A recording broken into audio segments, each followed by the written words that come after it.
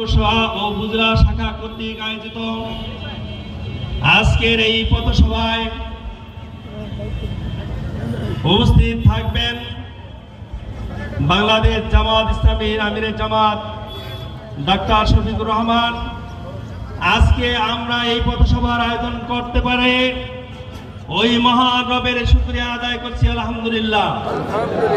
দুরূদ ও সালাম বর্ষিত হোক আমাদের প্রাণ প্রিয় নেতা, বিশ্ব মানবতার মুক্তির দূত, বদর ও উহুদ খন্দক তাবুকের অগ্রনায়ক, নির্যাতিত নিপীড়িত মানুষের বন্ধু, আমাদের প্রাণ প্রিয় নেতা মহানবী সাল্লাল্লাহু আলাইহি ওয়াসাল্লামের উপর আজকে শ্রদ্ধার সাথে স্মরণ করছি ওই সমস্ত শহীদের কথা, বিশেষ করে বাংলাদেশ জামাত ইসলামীর শীর্ষস্থানীয় পাঁচজন নেতাকে আমির জামাত মাওলানা মতিউর রহমান নিজামী, সেক্রেটারি জেনারেল আলী হাসান মোহাম্মদ মুজাহিদ সহ পাঁচজনকে ফাঁসি দিতে হত্যা করা হয়েছে।